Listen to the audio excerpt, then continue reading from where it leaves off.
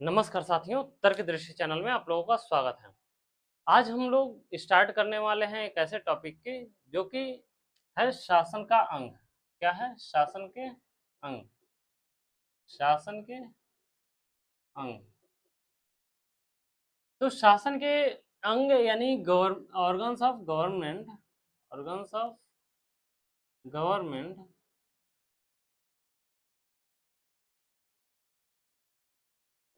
ये देखिए कि इसके कितने अंग होते हैं? 3 अंग होते हैं। कितने अंग होते हैं? 3 अंग होते हैं।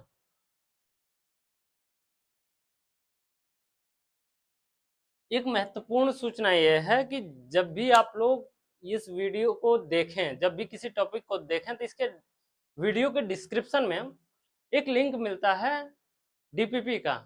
और डीपीपी को जरूर जाकर उसे सॉल्व करें और ज़्यादा से ज़्यादा लोगों तक शेयर करें, ताकि वीडियो देखने के बाद आप जब भी डीपीपी लगाते हैं तो आपको जो जो भी टॉपिक आप पढ़े रहते हैं उसमें क्लियरिटी आती है। और एग्ज़ाम में सबसे किसी भी कॉम्पिटेटिव एग्ज़ाम की बड़ी सबसे बड़ा ये हथियार होता है कि आप क्वेश्चन को कितना हैंडल करते हैं, कितना लगाते हैं। सबसे बड़ा हथियार, अगर कोई मुझसे पूछे कि सबसे बड़ा हथियार क्या है, तो सबसे बड़ा हथियार है क्वेश्चन को लगाना, उसको एनालिसिस करना, समझना। ये सबसे बड़ा हथियार है। केवल और केवल वीडियो देखने से काम नहीं चलने वाले हैं। वीडियो देखने से समझना है बस। समझने के बाद मेहनत आपको खुद करनी है। तो चलिए, आज ये जो शासन के अंग कौन कौन से हैं? शासन के जो अंग हैं वो हैं आपके विधायिका, कार्यपालिका, न्यायपालिका।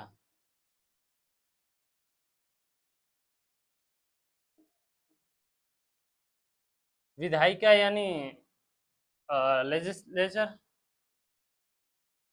लेजिस्लेचर।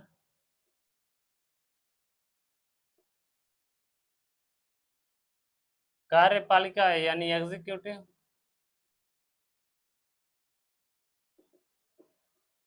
न्यायपालिका यानी जुडिशरी।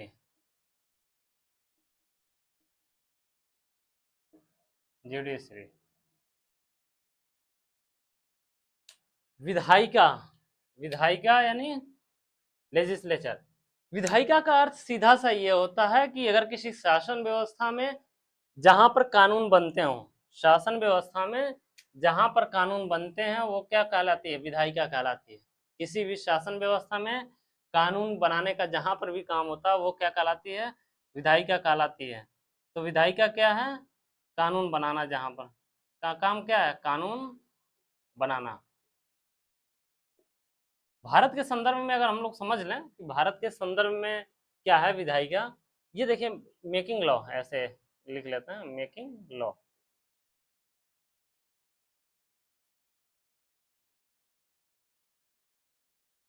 विधायक भारत के संदर्भ में अगर हम लोग देख लेते हैं कि विधायिका क्या है, जो राज्यसभा है, राज्यसभा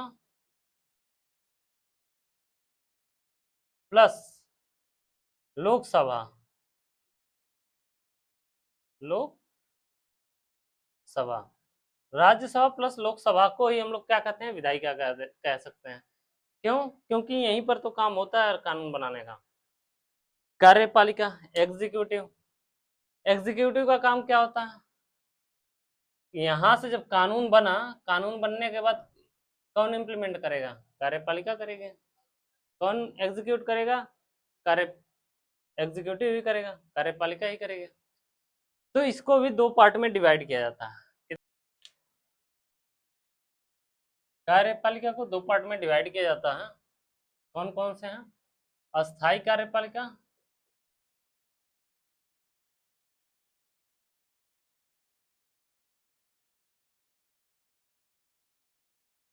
यानी परमानेंट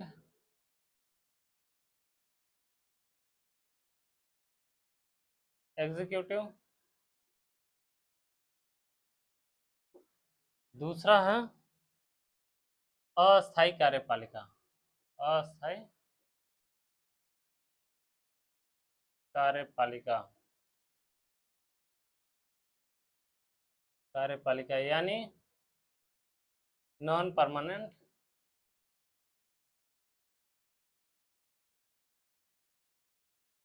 एग्जीक्यूटिव।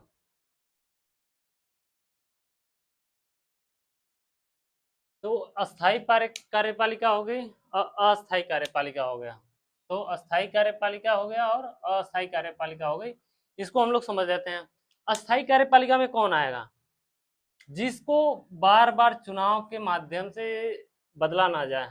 अस्थाई कार्यपालिका का ये अर्थ हुआ कि जैसे अभी यहाँ पर समझ लीजिए अभी भारत के शासन व्यवस्था के बारे में, कि भारत के शासन व्यवस्था में जो आईएएस आईपीएस के जो पोस्ट होते हैं, डीएम एसडीएम, ये जो भी प्रशासन को चलाने वाले होते हैं, जो चुनाव के माध्यम से नहीं आते हैं, बल्कि उनकी एक बार ज्वाइनिंग हो जाती है तो उसके बाद उनका वहीं पर रहता है, चेंज नहीं होते हैं बार बार। तो ये किसके हो जाएंगे प्रकार? अस्थाई कार्यपालिका के। अस्थाई कार्यपालिका में कौन आएगा? जैसे एमपी एमएलए ये जो लोग हैं वो क्या है? अस्थाई कार्यपालिका के पार्ट हैं। क्यों? क्योंकि ये लोग 5 साल के लिए चुने जाते हैं और हर 5 साल में इनका चुनाव होता है, तो चेंज होते रहते हैं लोग। तो अस्थाई कार्यपालिका क्या हो गई? एमपी एमएलए ऐसे समझ लीजिए। अस्थाई कार्यपालिका में कौन आ जाएगा? MP MLA. बस में और भी लोग आ जाएंगे, ऐसी बात नहीं है कि यही केवल लोग आएंगे, और भी बहुत सारे पद होंगे। और अस्थाई कार्यपालिका में कौन आएगा? जैसे डीएम एसडीएम का पोस्ट, डीएम एसडीएम का पोस्ट, ये कौन किस में आ जाएंगे? अस्थाई कार्यपालिका में आ जाएंगे। तो ये है कार्यपालिका। अब आते हैं हम लोग, अब हम लोग किस चीज को समझ लेते हैं? न्यायपालिका को।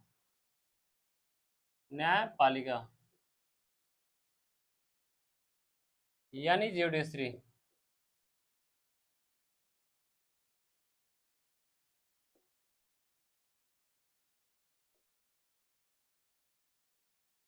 देखिए ज्यूडिशरी जो है, ज्यूडिशरी का काम बस ये होता है कि ये जो कानून बनाए गए हैं, जो कानून बनाए गए हैं उसके माध्यम से उसे क्या करना? संचालित देना, लोगों को न्याय देना।